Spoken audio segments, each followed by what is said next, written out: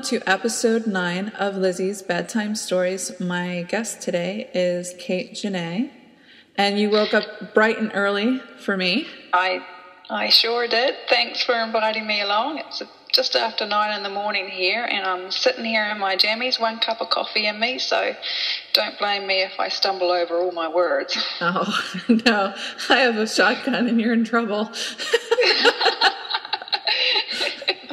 It'd have to fire a long way to reach me. Oh, yeah, you know what? I do have my inner ballistic missile ready for cases such as these. Okay. Well, in that case, I shall behave myself extraordinarily well and read without stumbling once.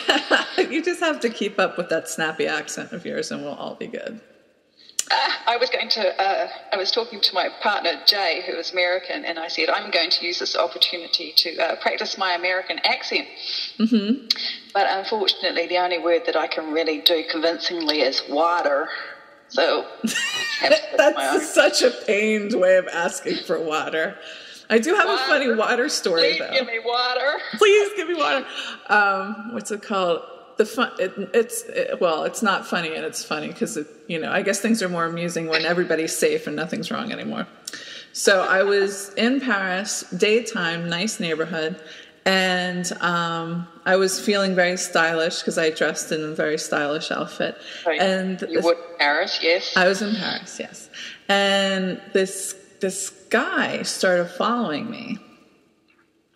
He was stalking me. It wasn't just per happenstance. So he was stalking me, and I was like, oh my God, what am I going to do with this? And I switched sides of the road. He followed me there. And then I'm like, okay, one of the street rules, number 1, go into a public place. And so I went into a store. Of course, the store was empty other than the shopkeeper. Oh, great.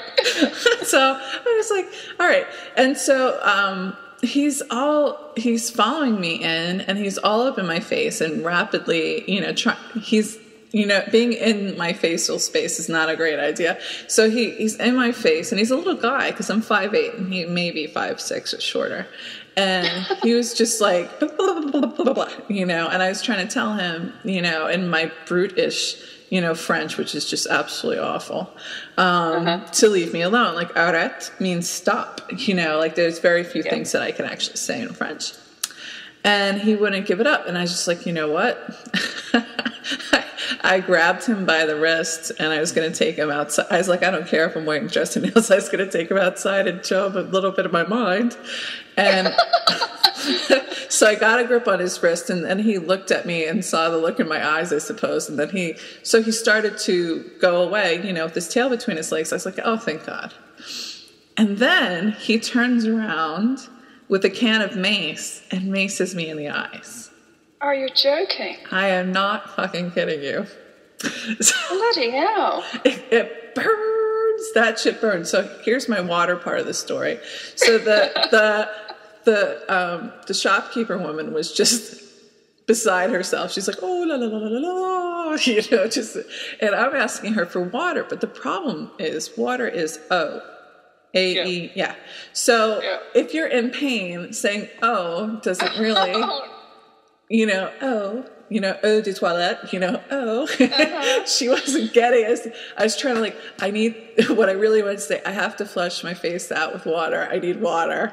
And so it took me a little bit for her to understand. And then I had to take off my new pashmina, which I had just bought, because it reeked of that and oh my God. And then the cops came, and one of the cops was really distraught that, something was wrong with me, like little woman, little feminine looking thing. She's like, oh, and then they took me in an ambulance to the hospital, and they flushed my eyes out. And the thing is, the woman did not tell me to brace myself because she was going to flip my eyelid back. Oh, jeez, back away. I was like, how can you not tell me you're going to pull something like that? Because ow. And so anyway, so she did that. She flushed my eyes. And I had a brunch date with one of my ex-girlfriends. It was her birthday. and we were having champagne and strawberries in the park by where my hotel was, which is also in the same street where her apartment is. And so I was like, I have to get back in time. So I get back, I scrubbed myself good because I was going with my current girlfriend, and I didn't want her to like kiss me and get poison in her mouth, which is, Not a good look. It's like scrub, scrub, scrub, scrub, scrub, scrub. And, I put on my nice little outfit, and, my girlfriend met up with me. We went across the street to the park, and I told him the story, and I was like, nothing is going to get in the way of my champagne and strawberries. Oh my goodness. That's a bit rough. And yet it's just stalkers that are supposed to get maced. Right? But he was a little dude, so I think he probably kept Mace with him because he's scrappy, but probably can't defend himself of larger folks, I suppose. Well, perhaps he should keep the stalking smaller ones. Oh, my Lord. It was just... And the French definitely need to find a new word for water. Yeah. It sounds really classy when you ask for, perfume eau de toilette. But if you're like, I need water, yeah. So that's my little water story. I digress. I totally took this off its rails. Digressions are good. So, the reason why you're on the show is you're one of my storytellers. And it's time to give you a chance to showcase the first few chapters or an excerpt from your next novel. That's right. I'll be reading from my new series, Reality Dawn. Reality Dawn is something of a traveller, but not just around this land. She travels from dimension to dimension, from Earth to parallel Earth and back again. Oh, so it's sci-fi. Yeah, but very soft sci-fi.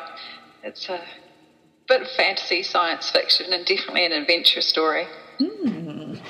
Alrighty, I'm ready. Are you ready to lay it on us? I'm ready. All right, go ahead and start. Okay, Chapter 1, Yorkshire, England, Earth. Good. Morgan was already on her way in. Bronwyn paused at the upstairs window to watch her as she crossed the front yard. Her cheeks were red from the wind, and her old corduroys would definitely be going in the wash tonight. Bronwyn smiled at her domestic thoughts and hugged herself. Morgan looked good, her stride long and sure, and even if she was dirty from the fields, Bronwyn was the luckiest woman in the world. Morgan must have found her looking because she glanced up at the bedroom window and grinned, raising a gloved hand in a cheery salute. It was funny how aware of each other they were, even after 9 years together. They finished each other's sentences, knew when the other was thinking about them, and still spent any spare minute they could together. Bronwyn lifted her own hand to wave back at the woman she considered her wife, but froze halfway through the gesture. Morgan was gone. The room shifted around Bronwyn, and she stumbled back from the window, disoriented, confused. Morgan had been there one moment, crossing the yard in front of their farmhouse, giving Bronwyn that cheeky, delighted smile, and then gone the next, just like that. Bronwyn fell against the cold glass of the window, fogging it with her breath, scraping at it with the pads of her fingers. Where was Morgan? She peered left and right, thinking she must have got it wrong. Morgan hadn't just vanished in front of her. Any moment now she'd hear the slam of the door, and Morgan would yell hello up the stairs at her. But the house played dumb, staying silent. Pushing herself away from the glass, Bronwyn stumbled out of the room, heart jittering inside her chest, and launched herself down the stairs, across the hall, and pulled open the heavy front door. The yard was empty. Morgan was nowhere in sight. Maybe she'd come inside quietly for once. Bronwyn spun around, leaving the door open, and skittered down the hall to the big kitchen at the back of the house. It was the heart of their home, where they spent the most time, and where there was currently 2 plates of chops and mashed potatoes keeping warm in the old coal range. Floss, the sheepdog, getting too old to go out in the fields with Morgan, lifted her black and white head from where she was curled up in her basket beside the range. She perked her ears to ask what was going on. Bronwyn didn't know what was going on. She crossed the stone-flagged floor and opened the door to the mudroom. Morgan could have walked around the house to come in through here. The door outside was closed, snug on its hinges, the fabric sausage in its usual place, keeping out the sneaking draughts that blew in under the door from the wild hill country outside. Nobody had come in this way. Faint, Bronwyn walked to the middle of the room and looked around, her mind a daze. Morgan's jacket was missing, as were her boots. Of course they were. She was wearing them, and she hadn't come inside yet. Bronwyn fled the mudroom, flung a wild glance around the kitchen, empty except for the dog, and ran back down to the front door. It was still open and the yard was still empty. A piercing November wind tucked cold fingers down the neck of her shirt and she shivered.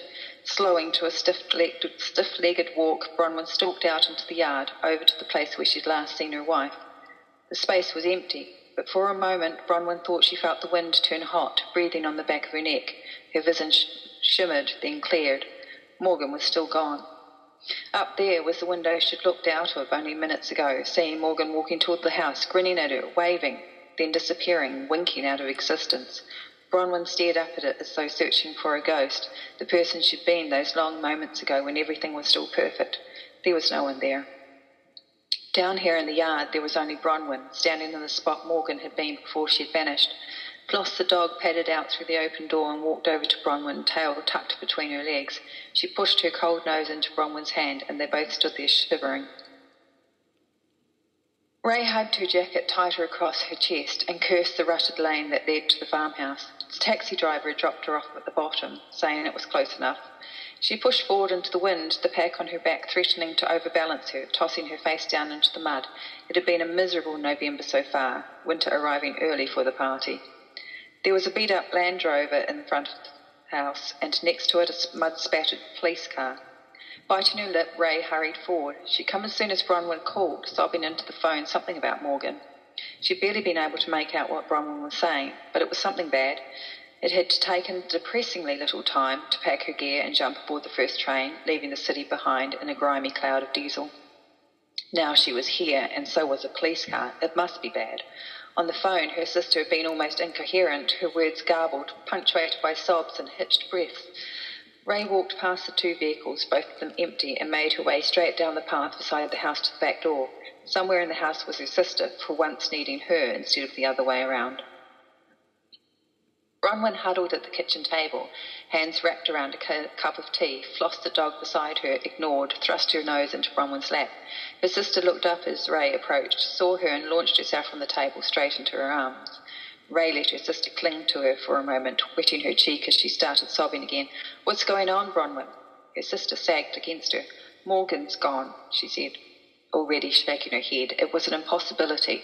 Ray shifted the woman in her arms so she could look at her. "Morgan can't be gone. She'd never leave you and Gregory." This brought a fresh wail of pain, and Bronwyn let go to stagger back to her chair and collapse. "What am I going to tell Gregory? He's never going to understand. I don't even understand." Ray let her pack drop in the middle of the floor and pulled up a chair, giving the police constable a worried frown as she sat beside her sister. "What's going on, Bronwyn?" she asked again. "Why are the police here? What's happened?" The policewoman slid a box of tissues across the table. Bronwyn took one and sobbed into it. "I rang them," she said, sniffing, "when Morgan disappeared. You call the police when someone disappears." The policewoman stood up, looking uncomfortable. "I'll make us some fresh tea. You explain to your sister what happened. Maybe she can make more sense of it than I can." Thinking that was an awfully strange thing to say, Ray tugged one of her sister's hands away from her face. It came away clenching the tissue, and Bronwyn looked at her in misery. "Tell me," Ray said, smoothing the hair away from Bronwyn's face. "What do you mean Morgan's gone? I can't believe it." Bronwyn shook her head violently. "She's just gone." What did that mean? Where did she go? Did she say or leave a note? More head shaking. It wasn't like that. Bronwyn snatched another tissue and wiped her eyes. Her hands were shaking, but she was trying to stop crying at least. Ray's heart hurt. She couldn't stand seeing her big sister in pain. What had Morgan done? She'd always thought Bronwyn and Morgan had been happy together. "She was walking across the yard," Bronwyn said, holding the tissue in each hand now. "She was coming in for lunch. It was lunchtime." She gave Ray such a look of despair that Ray nodded and caught one of her hands, held it tight. "What happened?" Lips trembling, Bronwyn looked about to cry again. She gripped Ray's hand and sniffed, sitting straighter. "She disappeared." "What?" Ray shook her head. "What do you mean?" "I was watching from the bedroom window. She was walking towards the house. She saw me and waved. She was smiling. We were smiling at each other." Bronwyn lifted her eyes to Ray as though begging her to understand. Ray didn't understand anything yet. All she'd had was that garbled telephone call, managed to figure out that Bronwyn needed her, and after that she was packed and on a train. Now it was 2:30 in the afternoon, and Bronwyn was even in worse shape than Ray had feared. Just what had happened to Morgan? Bronwyn was talking. Ray lifted a hand to stop her. What, she said. What did you just say? Morgan. Morgan disappeared on her way across the yard. One moment she was there and the next she was gone. She never made it inside. Shooting another glance at the constable, Ray leaned forward. What are you talking about? She what, vanished into thin air? She was gone, just gone. While I watched, she just vanished as though there was a hole in the ground and she stepped right into it. Impossible. But that can't be true, Ray hissed. Bronwyn dropped her face onto her hands and kept it there. When she spoke again, her voice was muffled. It's what happened. The mudroom door opened and Frank, the young man who worked the farm with Morgan, stepped into the room. His face was red from the wind outside and he had his woolly hat in his big, raw-boned hands, wringing the life out of it. Bronny, he said. I've looked all around the place. Morgan's not anywhere. Bronwyn had lifted her head to look at him. Now she just stared, unblinking. Ray touched her on the shoulder and she flinched away. Thanks, Frank. Thanks for looking. I'll go out again. I'll look everywhere twice. Bronwyn shook her head. She's not there, she said. You might as well stop and have a cup of tea, Frank. Warm up a bit. You'll have to do Morgan's round of the sheep this afternoon. The tall, thin man nodded, flushed, then pulled out a chair at the table and cleared his throat, clearly uncomfortable. She'll turn up, Bronny, he said. She'd never go off without a word. That's the problem, Bronwyn said. Something's happened to her, something bad. She looked at Ray. She vanished, Ray, just like that. There, then gone.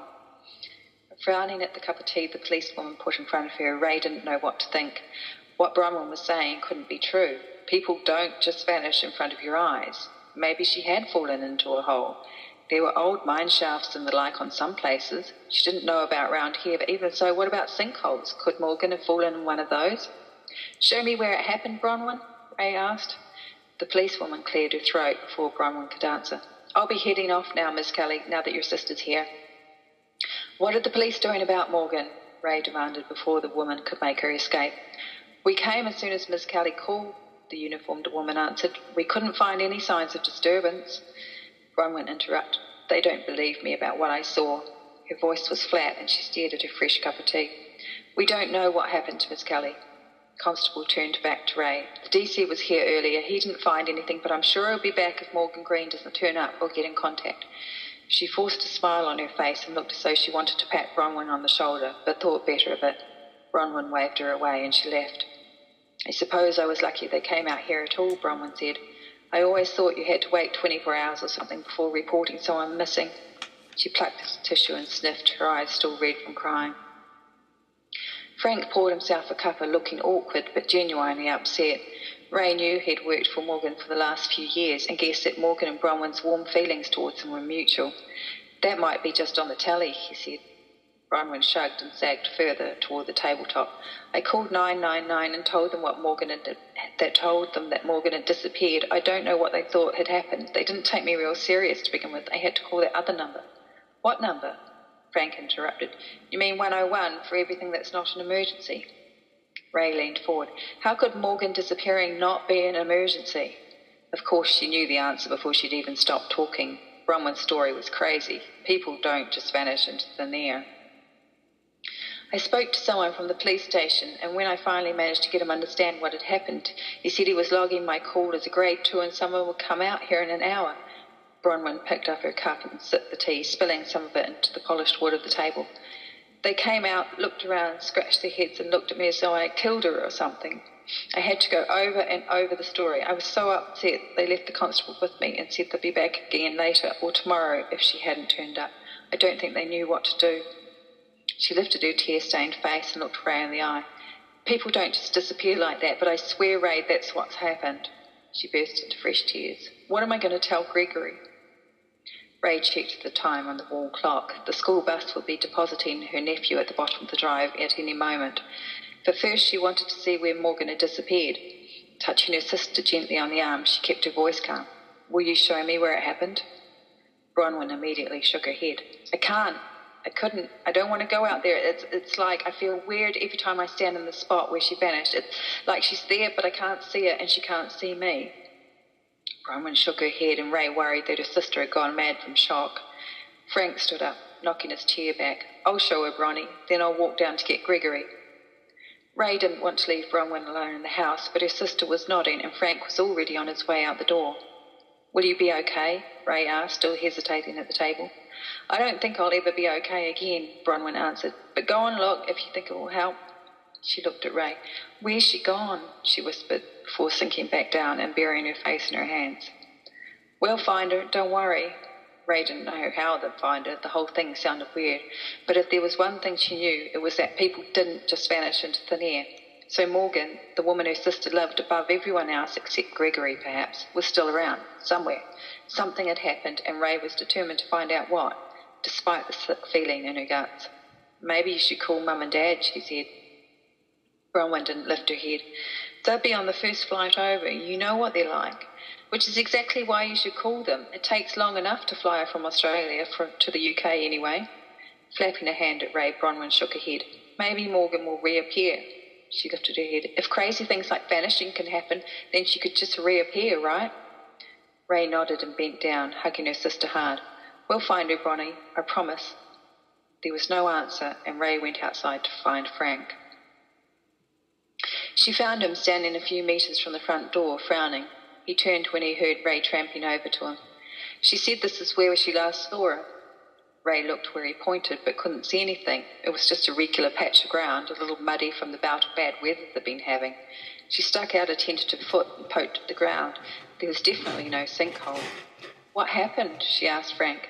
How could she have just disappeared? I can't believe it. Something else must be going on here. Bronwyn must have looked away for a minute and Morgan went somewhere, for some reason. Frank shoved his calloused hands deep into his pockets and hunched over against the icy wind. Where would she have gone, Ray? He asked. Her truck's still in the barn and Bronnie's car too. Besides, why would she have gone anywhere so suddenly and without a word? Scuffing at the ground, Ray knew he was right. She wouldn't have gone anywhere, he admitted. Not without Bronwyn and Gregory. They were her life. Any of us could see that.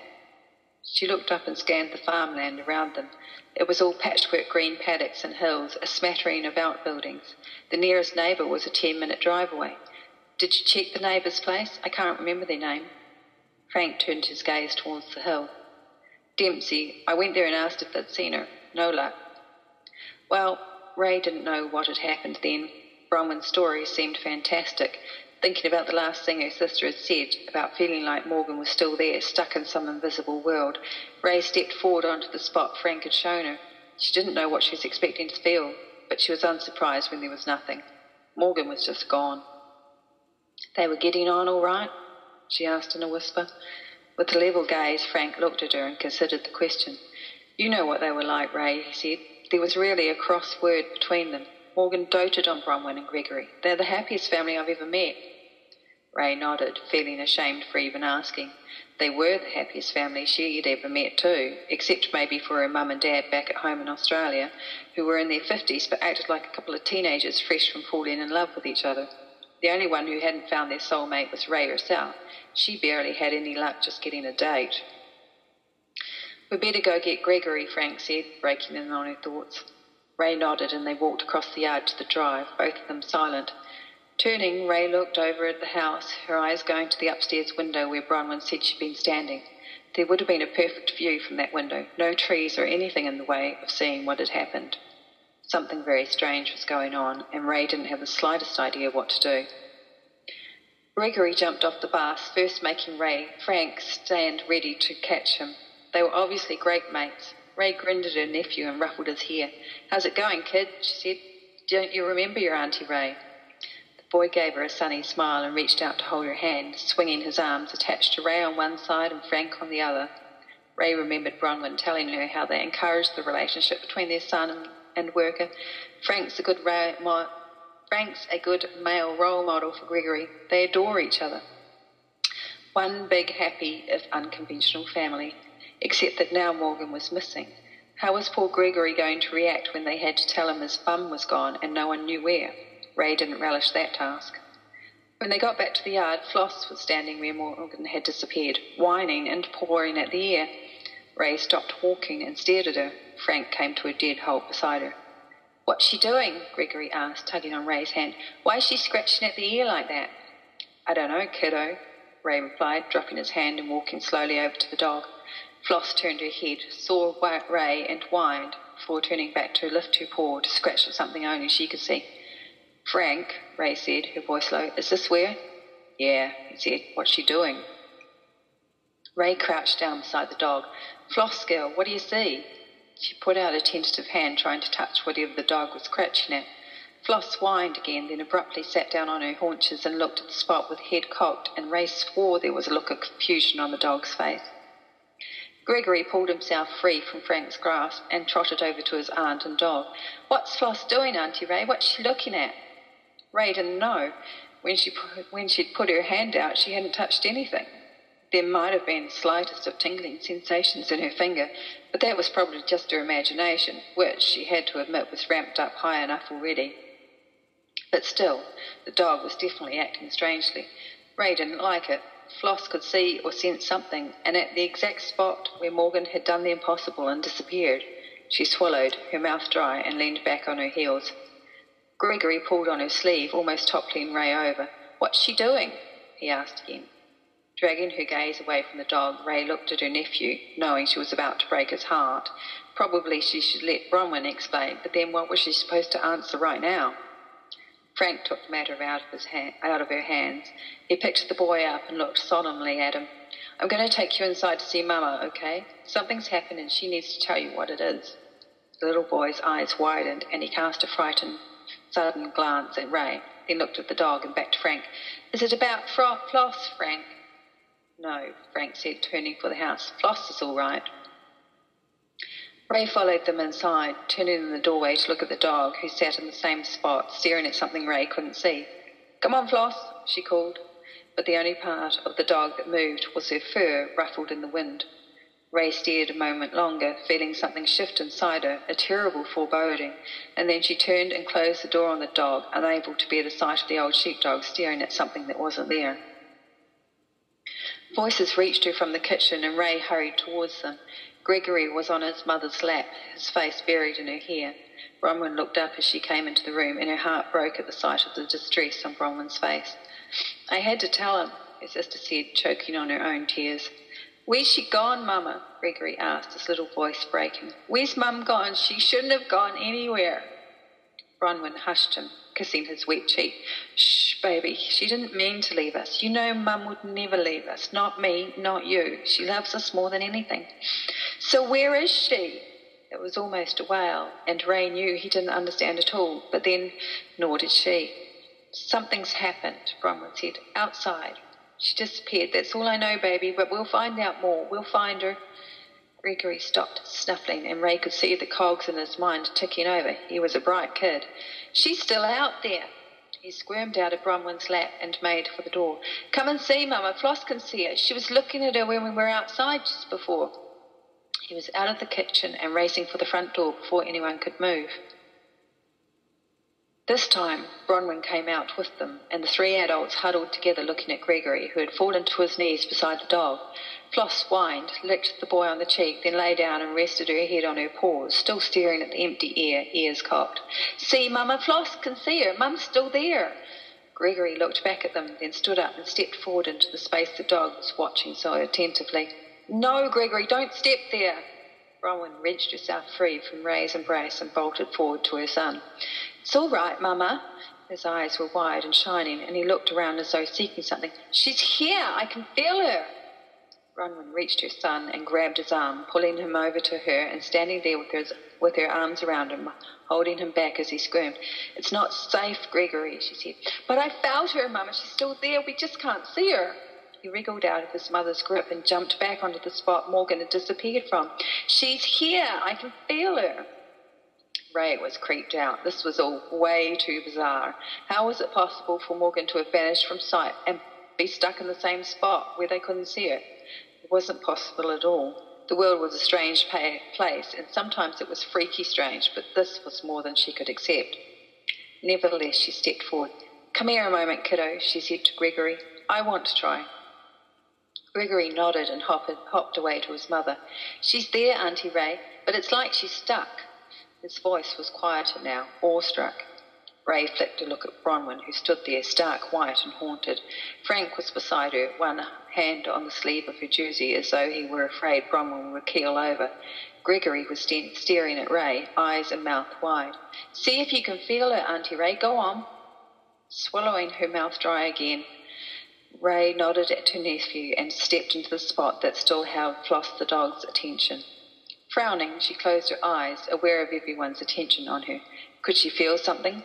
Anything? For a moment she thought maybe she could, that the air around her vibrated and the wind was just a little warmer, but it was probably her imagination, and she opened her eyes, unsure if she was disappointed or not. Morgan wasn't there, trapped in some weird fold in reality. That was science fiction stuff. She wasn't there, suddenly no more than a ghost. That didn't happen either. Ray caught her sister's eyes and gave an infinitesimal shrug. She couldn't feel anything. Gregory was clearly disappointed. Can't you feel her, Auntie Ray? Why not? She's not here, Gregory. There must be some other explanation for what happened to her. The boy wasn't going to give up that easily. But look at Floss. She knows Mum's there. Look at her. The dog was acting weirdly, that was for sure, but Ray didn't know what it meant. All she really knew was that Morgan was gone. Bronwyn said she'd vanished into thin air right in front of her eyes, but that was impossible. Gregory turned to his mother, pulling at her cloak. You try it, Mum. I bet you can feel her. She's there. Honest she is. But Bronwyn shrank back, looking frightened. I believe you, Gregory, but I can't do it, and you're not to do it again either. We'll figure out how to get her back, but you're not to step there again. Kid's face fell. But why, Mama? She's right there. Ray was hooked on the fact that apparently her sister believed what her son was saying, but she cocked an eye open for the answer. Bronwyn bent down and hugged Gregory to her. Because, baby, I'm afraid of it happening again, and this time it's you or me who disappears. Gregory stared up at her with his wide brown eyes and nodded. I don't think it would be good if you got trapped there too, he said. But maybe I should. Mum might get lonely there without us. Ray saw her sister's hands whiten against Gregory's back. No, it's too dangerous. Promise me you won't do it again. She put a hand under her little boy's chin and forced him to meet her eyes. Promise me, Gregory Kelly Green. He bit his lip, then nodded, and Bronwyn's hand relaxed and she stood up. What do we do now? There was no light bulb going on inside Ray's head. She didn't have the slightest idea what to do. She was still having trouble making sense of everything. The trouble was, it didn't make sense. None of it. Floss got to her feet, her feathered tail swishing from side to side as she continued to stare at something Ray couldn't see. She's wagging her tail, Gregory squealed. Look! It was the strangest sight Ray had ever seen. A swarm of goosebumps covered her skin. The dog was staring into mid-air as though something really was there. How to explain that? What was she looking at? No matter how little sense it made, Ray had to admit the only possible explanation she could come up with was that maybe Morgan really was there, somewhere. He was stuck there, out of sight for some reason, but what possible reason? She shivered in a sudden gust of cold air. Come on, guys, she said. Let's go inside. There's nothing we can do out here at the moment. We need to think about this. Bronwyn nodded at her and made to herd Gregory towards the door. He pulled away from her. We can't just go and leave her. I want to stay out here. Baby, it's cold out here, Bronwyn said. Auntie Ray's right. We need to think about what to do, and you must be cold and hungry. I'll put my jacket back on, Gregory said, his bottom lip sticking out amusingly. You can come out and check again later, Bronwyn answered, but right now we're all going inside. She took his hand and led him back into the house. Ray looked over at Frank, who was staring quietly at the dog. What do you think? She asked. He shook his head, his hat inside, and ears sticking out, red in the cold wind. I don't know what to think. Do you believe Gregory felt Morgan there? He took a while to answer. He's a little boy with a big imagination, but he doesn't usually make things up, not when it's important. The empty space where Morgan had last been seen drew Ray's attention again. This might be easier for him to believe than his mother just leaving. Except Morgan would never leave him, or Bronwyn, and look at the dog. The dog was hard to ignore. Ray had heard stories of animals being able to see things people couldn't. A lot of people believed dogs and cats could see ghosts. She shivered again. Morgan wasn't a ghost. She was a flesh and blood, real live person who had vanished into thin air. So you think Gregory might be right? Bronwyn seemed to believe it too. Again, that slow shake of the head.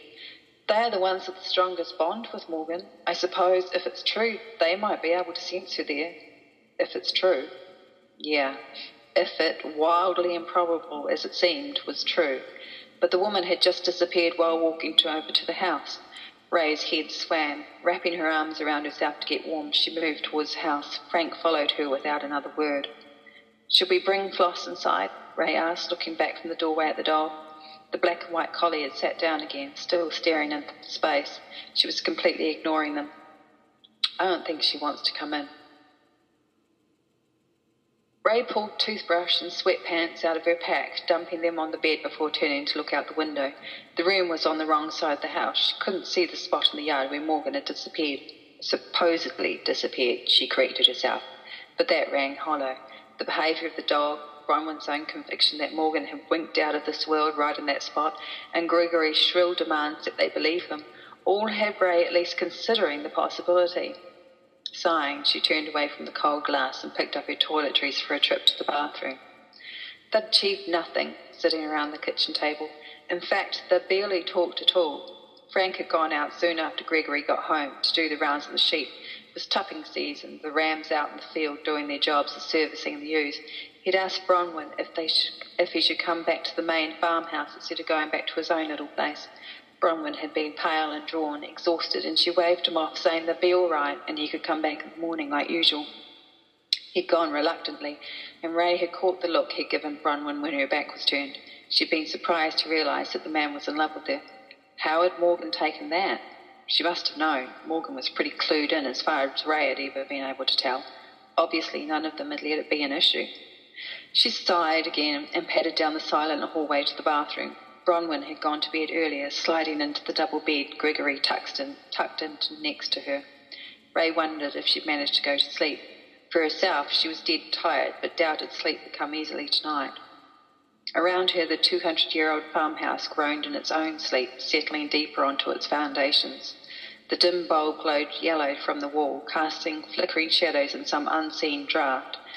Ray closed the bathroom door behind her and hurried through her ablutions. Downstairs, Floss barked once, twice, then was quiet. Frowning, Ray cracked open the bathroom door and heard the clicking of Floss's nails across the wooden floors. She whined, then uttered another sharp bark. Ray glanced down the hallway at Bronwyn's closed door, then eased herself down the stairs. The last thing Bronwyn or Gregory needed tonight was any more excitement. "Floss," she called from the bottom of the stairs. "Where are you, girl?" The lights were all out downstairs and the house was thick with shadows. Feeling a chill creeping up her spine, Ray padded toward the front door in her thick socks. She was pretty sure that low, dark shadow by the door was a dog. It moved as she came closer and whined again. Ray laid a comforting hand on the dog's back, ignoring the thumping of her own heart at being downstairs in the dark after such a strange day. She didn't want to risk turning the lights on in case it woke Bronwyn. Her sister was exhausted enough without having her sleep disturbed in the middle of the night. Another low whine from the dog, and Floss scratched at the heavy front door. Ray stood undecided for a long moment, but reached for the door handle at last, drawn on by the possibility that Morgan was out there, had somehow reappeared. She turned the lock with excruciating slowness, afraid of what she was going to see. Probably it would be nothing, though. Floss had only been drawn away from the mysterious spot in the yard by force. It was likely the dog just wanted to go back out there and stare at the piece of thin air Morgan had disappeared into.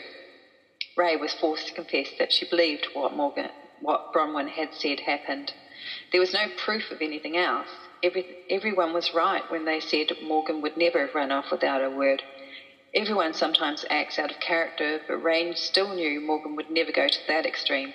She and Bronwyn had met during Bronwyn's big OE, a year travelling around Britain, and according to both of them, they'd never been separated since. As soon as Ray's parents heard that Bronwyn wasn't coming back home to Australia, they'd flown straight over to meet this person who was keeping their daughter apart from them. Morgan had won them over in record time, and when Ray hopped on a plane to visit during her own OE, she found out why. Morgan made Bronwyn happy, and that was all there was to it. She inched the door open, and Floss squeezed through the gap and ran ahead into the darkness. Ray was a little more circumspect. She peeked through first, catching sight of the white tip of Floss's tail wagging madly. Maybe it was Floss out there. Maybe it was Morgan out there. That decided it. Ray pushed the door open and stepped outside, forgetting she was only wearing socks on her feet and a long-sleeved tee in her sweatpants, ready for bed. The night air sliced into her like an icy knife, but she barely noticed. Someone was standing out in the yard. She could hear whoever it was whispering to the dog. "Morgan?" The figure straightened in the gloom, and Ray caught a glimpse of white near the head. Here? Not Morgan, then, unless whatever she'd been through had turned her grey. Ray supposed that wasn't out of the question. "Morgan?" she whispered again, trying to keep her voice down until she was sure will be a good idea to wake her sister up. "Morgan, is that you?" Damn the dark night. There wasn't even a sliver of moon to light up the yard. It was just grey on black, and except for the flag of white on Floss's tail and the shine of pale hair, Ray was seeing nothing but shapeless forms and shadows. Not Morgan, then. Morgan would have answered, would be moving indoors, running up the stairs to see her wife and child. This wasn't Morgan. Ray walked across the yard, barely noticing the sharp stones dig into her tender feet. "Who are you?" she asked the darkness. Floss woofed softly, as if in reply, but the figure didn't speak. Ray edged closer, wishing she'd grabbed an umbrella or something on the way out of the door. Anything would be better than empty hands when confronting a stranger in the front yard past midnight, especially someone who didn't answer when you hailed them. She got close enough to be able to make out features. Whoever this was, they had very pale skin, so pale that from close up it seemed almost to glow. "Who are you?" Ray asked, her voice as sharp as the gravel. The person moved, and a light clicked on, shining into Ray's face, making her blink and step backwards, shielding her eyes. "Get that bloody light out of my eyes," she squealed. The light moved away and shone in the direction of the spot they'd all spent so much time staring at. It wandered around in small circles, Floss trying to follow and pounce on it as though it were a laser pointer. "Who the bloody hell are you?" Ray asked. The torchlight stopped moving, then swung upwards to reveal the person holding it. It was a woman. Ray heard herself gasp. She'd been right about the hair. Although it wasn't grey, it looked white in the torchlight, white blonde. But it was the woman's eyes which held Ray's attention. There was something strange about them, reflective. The light swung back to the ground, and the woman inched in a circle around the spot where Bronwyn had last seen Morgan. "Sorry I'm so late," the mysterious woman said. Gobsmacked, Ray opened her mouth to reply, then snapped it shut again, then tried it again. "Sure, that's fine. We didn't know to expect you." She hoped the woman could hear the sarcasm. The woman, who had failed as yet to give her name, glanced at Ray, then turned back to the study of the very air in her torchlight. Ray tried again.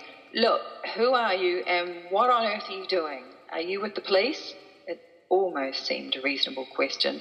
Not that Ray knew of any detective that would come out in the middle of the night to look at a barren piece of ground only a couple of steps across. "Nope, not the police," the woman said, before crouching down and running her fingers over the grass. Long, very pale fingers. She stood up again and kicked her hand out, then made a plucking gesture, as though she had just pulled off a piece of the very air. Raising her fingers to her nose, Ray saw her sniff them. "Sometimes there's a trace left behind," the woman said, as though Ray knew what she was talking about. "You can smell it, like burnt ozone. Did you notice anything like that earlier?"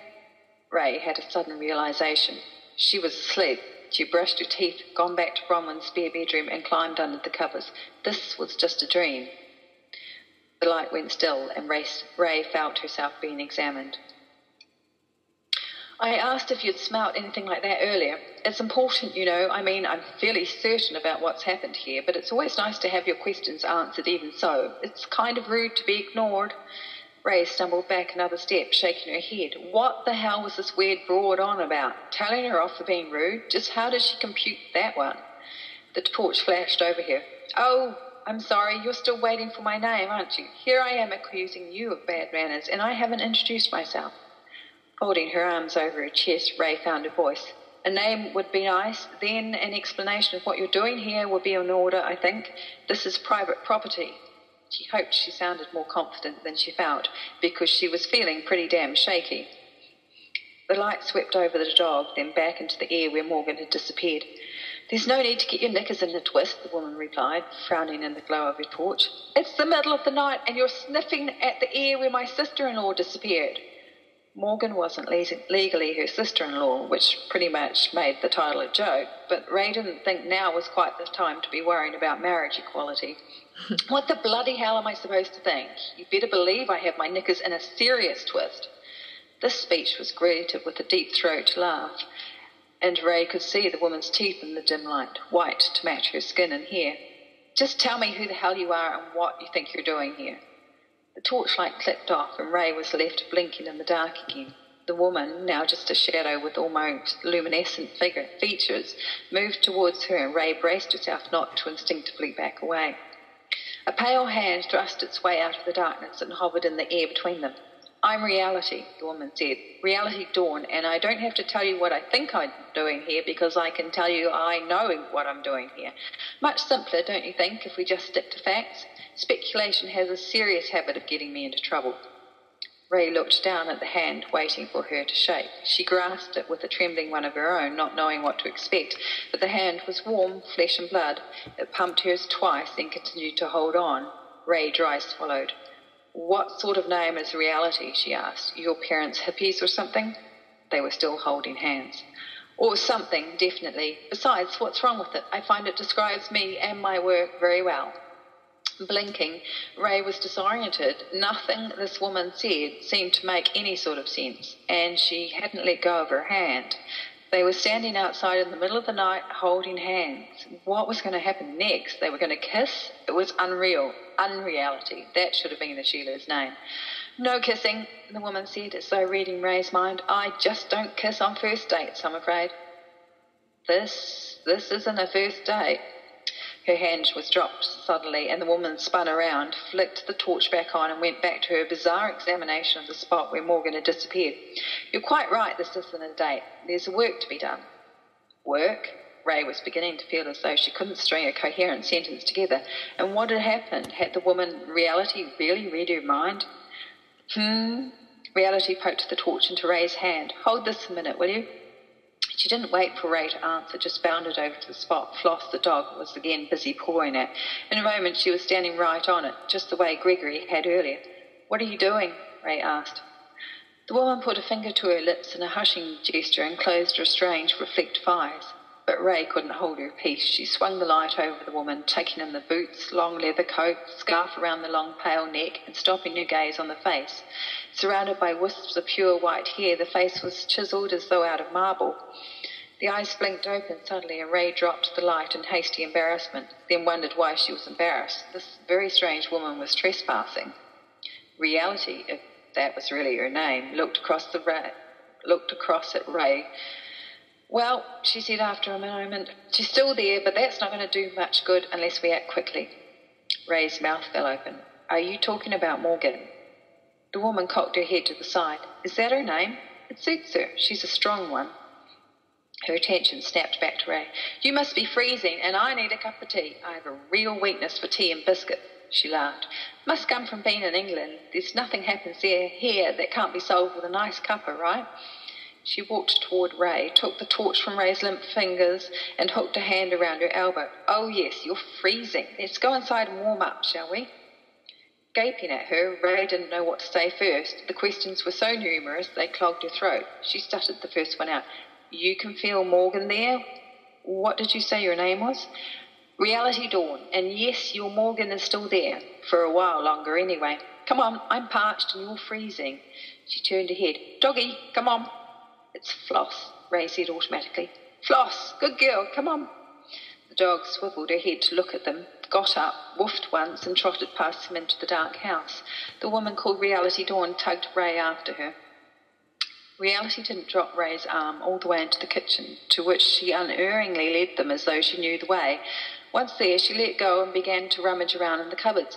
What are you doing? Ray asked. Do you always walk into strangers' houses as though you own them? The woman turned her puzzled face to Ray. I'm looking for the tea and biscuits. I'd love a biscuit right now. Never had them before I came here, and now I'm practically addicted to the things.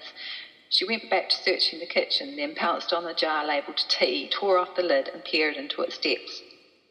Ray tried to keep her voice down. It wouldn't do to wake Bronwyn and Gregory, not when she'd just let this very odd stranger into their house. She couldn't imagine what Bronwyn would have to say about it. Ray knew she was considered the flaky one in the family, and this was just going to make Bronwyn doubly sure of the fact. She'd have to get to the bottom of it herself, no matter how off-balance this woman made her feel. She rubbed her hand in an unconscious gesture. It still retained the warmth from where it had been held.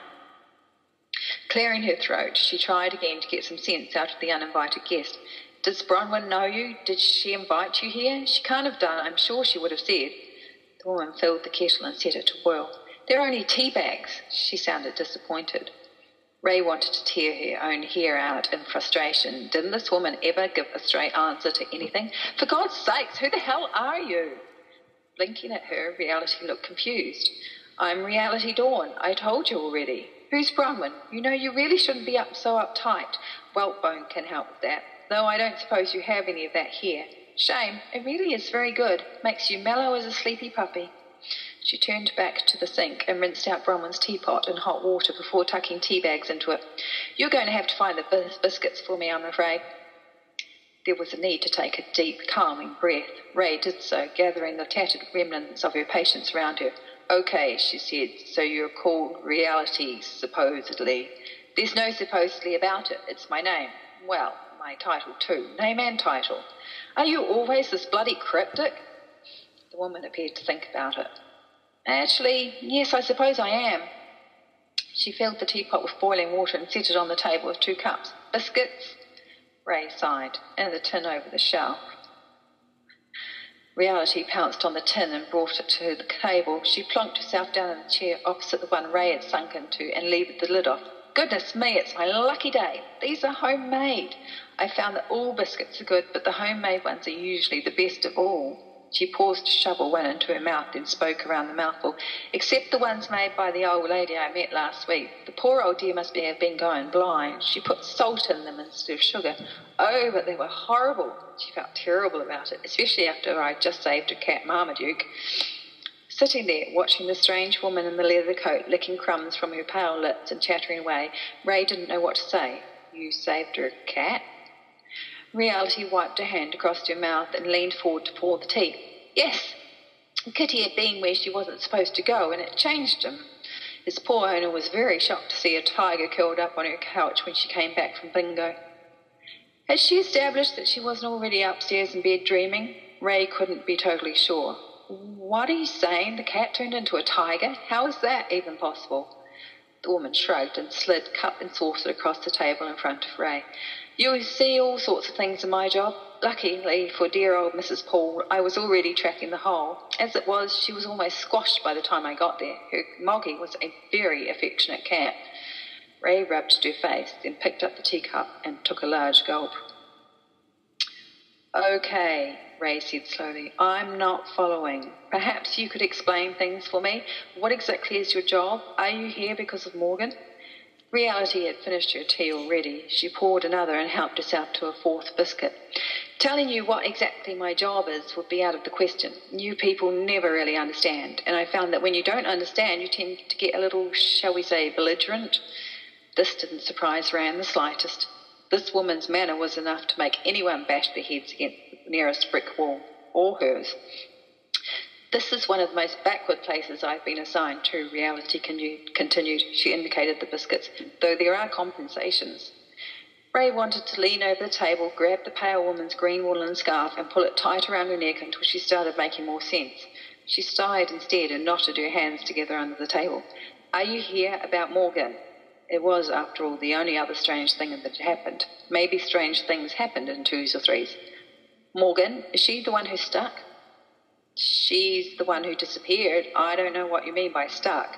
But Ray's blood was running cold as she remembered Gregory saying that he could feel his mother in the spot where she'd disappeared, not to mention Floss's strange behaviour. It had been a very long day. Reality appeared to be musing upon the matter as she ate yet another biscuit. Ray was still finding it hard to believe that anyone could be named Reality, or look the way this woman did. She narrowed her eyes and examined her closer. She had hair so fair it was almost translucent, and skin white as though it had never seen the sun. But the eyes were the strangest. Ray swore they were almost pink. She sat back in her chair with a jolt. You're an albino. Putting down her teacup, Reality blinked those strange eyes at her. Yes, of course I am. We're the ones who travel easiest. No one really knows still why that is. It just is. She shrugged and looked around the room. I suppose we ought to get to work. Time's a-wasting, as they say. All thoughts in Ray's head were now jumbled together in an incoherent mass. Get to work? Ray looked her up and down. You're not very warmly dressed, are you? It's cold out there. I'll have another biscuit while you go and get dressed. Don't forget shoes this time. You're not going to get far on bare feet. Ray just stared at her. Hurry up, will you? We don't have all that much time. I'm thinking another 12 hours or so, and your Morgan will be gone forever. You know where Morgan is? Well, so do you. She's right outside. Only trouble is she's stuck and can't get out the way she got in. We won't be able to get in that way either. I've no idea where the back door is, so we better get moving. Only time to stop for a cup of tea, and we've done that. Ray was unbelieving. Nothing this woman said made the slightest bit of sense. It had been a day for it, apparently. Morgan's disappearance hadn't made sense either. You can get Morgan back? Standing up, Reality shrugged as she returned the biscuit tins to the shelf. Well, my work doesn't come with written guarantees, but I've lost very few so far. She glanced at Ray. What are you waiting for? Go and get dressed, or I'll have to go without you. She smiled, dazzling Ray. It's much more fun to have someone to talk to, though. I haven't had any sort of companion for a while. Her face fell, and she frowned. You do want to come, don't you? I tend to make these sorts of assumptions. It's a bit of a character flaw. The smile again, wider, a grin. My only one, though. Flaw, that is. Ray got up from the table on wooden legs, stared once more at this disturbingly strange woman, then fled the room, heading upstairs. She didn't know what was going on, but if there was a chance of finding out, and finding Morgan, then she wasn't going to hesitate. The kitchen was in darkness when Ray came back downstairs, dressed warmly in jeans, jersey, jacket. She had thick socks on and carried her boots in her hand, not wanting to wake up Bronwyn, who had taken a great deal of persuading to go to bed in the first place. Reality? Ray whispered, where are you? It was Floss who answered, with a low whine from the front door. Ray padded down the inky hallway and bumped right into the woman she sought. Watch out, you lot aren't very good in the dark, are you? Ray wanted to make some sort of intelligent retort, but she was having trouble thinking of anything that would even remotely count as intelligent, and still wasn't entirely sure she wasn't upstairs asleep in bed after all. Of course you're not asleep, Reality said, opening the door and prodding her through it. You really can read my mind. Just the odd bit. Most of the time I get nothing but static from you lot. You really aren't the clearest thinkers I've ever met. Ray didn't like the way that sounded. You keep saying you lot like you're someone different. I am someone different. Haven't you figured that out yet? What on earth are you carrying? My boots. Ray held them up, embarrassed. I didn't want to wake my sister. She'll be having a hard enough time sleeping tonight without having to deal with you. There's no way I could explain you. Thanks very much. Put them on your feet, will you? We need to get on. Bending over, Ray shoved her feet into the boots and pulled them snug over her winter socks. Where are we going? She asked. Reality had flicked the torch on and was sending the light roaming over the deserted yard. I don't know, she said. Well, that was great. Why do we need to get such a move on if we don't know where we're going? Ray was getting a bit tired of the cryptic stuff. Still, underneath the irritation, there was an excitement fizzing around her veins. Wherever they were going, she suspected it wasn't going to be a trip like any other. Apparently ignoring her, Reality walked over to the spot where Morgan had disappeared. She was waving her fingers around as though stirring water. Ray watched her. Interesting, Reality said. What's interesting? The hole's closed this end and everything's kind of folded over behind your Morgan. She can't come back and she can't go further. It's pinched her into this one little space. Like I said, interesting. Interesting maybe, but it still made no sense to Ray. Hole? Folded over? Reality's face was serious when she turned back to Ray. Seeing it swimming above her dark clothes, Ray experienced a jolt of unease, realising this was the first time the woman looked anything other than relaxed. This is bad, right? Ray couldn't see how it could be anything but bad all the way round. The torch flicked off, leaving them in the deeply shadowed night. It's bad. It's just that it won't be a quick in-and-out job to get her back, and the human body isn't designed to be squeezed into the busy passages for hours. Okay, so it's really bad. Ray shivered despite her heavy clothing. She didn't really have any idea what was under discussion, but she knew bad when she heard it. Reality's face broke into a sunny smile, and she shoved the torch into her pocket. Matter of perspective, what sounds really bad is just a lot more fun to solve. Ray was gobsmacked. Fun? My sister's wife disappeared into thin air, and now you're saying she's stuck there, and that strikes you as fun? What sort of person are you? The flash of white teeth again. The sort of person who is going to save this Morgan woman's bacon. Come on, let's go. Head spinning, Ray didn't know what to make of any of this. Where are we going again? Have to find the other end, of course. This one's closed up. So none of this was making any sense. Nevertheless, when reality gestured for Ray to come over to her, Ray found herself doing exactly that. Where's the other end? Reality was staring at the mysterious face. She patted Ray on the arm when she came to stand next to her. The other end. Yes, that's the problem. I can't tell because can't see down the length of it. She flicked a glance at Ray and shrugged apologetically. It's like looking down a clogged drain. I have to either come up the other end of it or pull the stuff out clogging it, which is easy if it's just here down the shower drain, but a little more problematic when it's a person in the way. A little more problematic was probably something of an understatement when it was put like that. Ray stood next to reality, looking at the space where Morgan had disappeared. The night had taken on a distinctive tinge of unreality, a thought which made Ray choke on a snort of laughter. Reality turned to her eyes wide and curious. I wouldn't have thought you'd find this anything to laugh about. There was no way Ray wanted to admit to her absurd unreality idea, but when the woman continued to stare at her, expecting a response, Ray opened her mouth. I was thinking how unreal this all is, which made me remember your name. Reality? Unreality? You might not get it. She trailed off. Reality's lips curled upward. I do get it. It's funny. I knew you would be a good one. She sounded delighted. A good one what? Reality shrugged and turned back to the night. Friend, whatever. She shoved her hands deep in her pockets. Right, let's get on with this, shall we? What are we going to do? Find your Morgan, of course. And now we've come to the end of the excerpt. Wow, that's fascinating. And how irritating reality is. Isn't that fun? Very fun to write. Oh. So when is this book coming out? This was due to be published and available on the 15th of June, so it's only a couple of weeks away. So and there are 5 more episodes in the series, and they'll be coming out every 2 weeks. Oh, so it's like a short story series? They're novellas. They're about 32,000 words each. So, yeah. Oh, okay. Sweet. That's very cool. So where are they sold? They'll be available on Amazon and Smashwords, Barnes & Noble, pretty much everywhere. Kobo, Apple. Cool. You know, I try to make them available in as many places as possible. So you're self-publishing? I certainly am. I like it. It gives me the flexibility to publish what I want, when I want, which is a major bonus when I have so many ideas. Super. Yeah, I've heard from a lot of different authors that using the publisher as a means of getting your books out there can be a little bit more clumsy and stifling when you have to wait for your slot, so to speak. Yeah, I mean, the whole process going through a normal publisher takes months and months, whereas I can take my time, or I can do it quickly. Mm-hmm. I mean, once the book is written and edited and proofed and all that, I mean, it takes only a day or so to get it uploaded. Oh, that's great.